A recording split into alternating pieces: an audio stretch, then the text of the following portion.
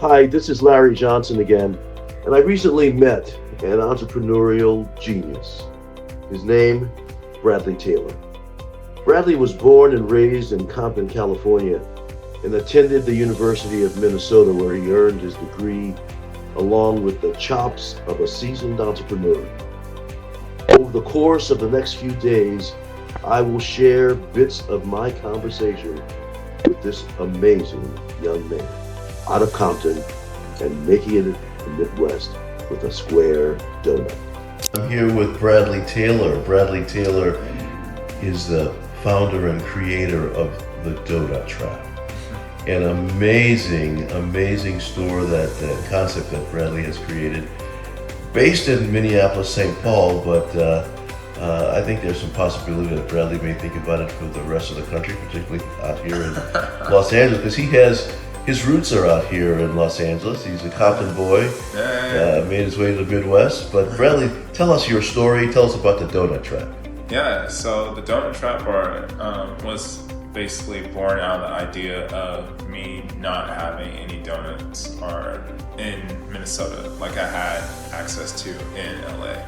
And it just got to the point where, like, my senior year, where I had some time to sit down, have more time to kind of just chill and not be so much in the books, that I came to the conclusion that I was going to make them myself if I couldn't find them for myself. Because in LA, we have donut shops, and that's where we go to.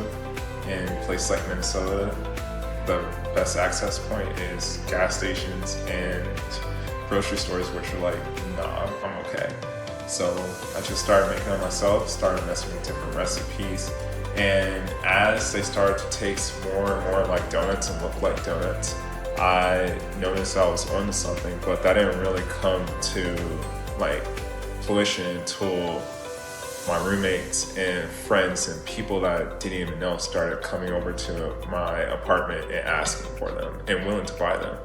So basically with that kind of happening, I was just like, okay, I can sell these, do a little side business with these. This is awesome, cool, and they're also paying for me so to enjoy my own donuts too as well.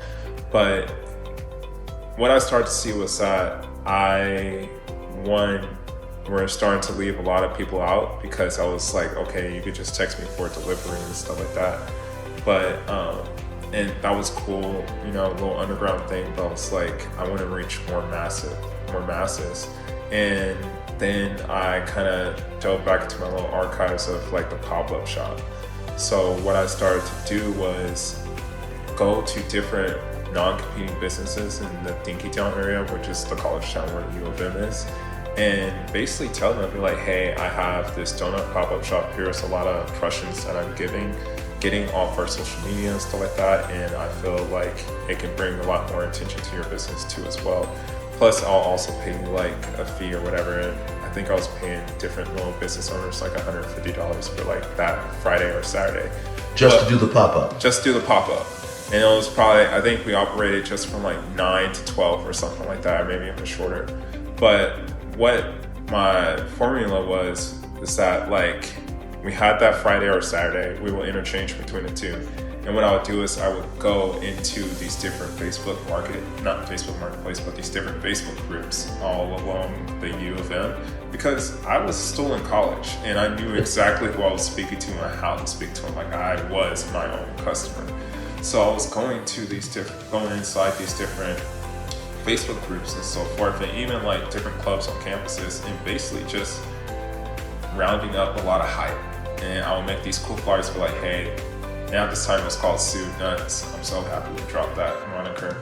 But I was like, we're having a donut pop-up shop at like, let's say like Eric's bike shop or something. You know, Bradley, when I think of a donut, I think of a round thing with a hole in it that's fried. Yeah. That's nothing like you've created. Yeah. So even looking back at like our old stuff, you will see that we had a square donut. And basically where that came out of was that my favorite fast food joint at the time was Wendy's, and they were killing the game, dude. And they had square patties, bro. Like, no one was making square patties. And what I noticed too, it also acted like their logo and was just a promo item too. Because like if people left our pop-up shops with Square Donuts or took them wherever they went, people be like, dude, I've never seen a Square Donut. Where'd you get that from? It's like, oh, this little pop-up shop. It was like almost like a conversational piece in a way. So you had the idea for the Square Donut. Okay, I get the Square Donut, Yeah. but your donuts have toppings and flavors Yeah. that are unbelievable. Talk Thank to you. us about that and how that vision came to. Yeah, I took a lot of inspiration from Voodoo Donuts, which are like the OG movers of really Voodoo Donuts. Yeah, like straight from Colorado.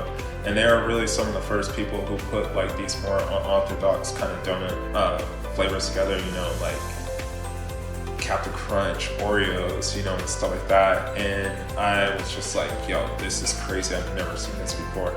And then for me, you know, I was like, I love the concept, but what can I do that was more synonymous with what my flavor profile was and other people? So it just got real, like kind of from the super basic to like some intricate ones too as well. So it was pretty dope.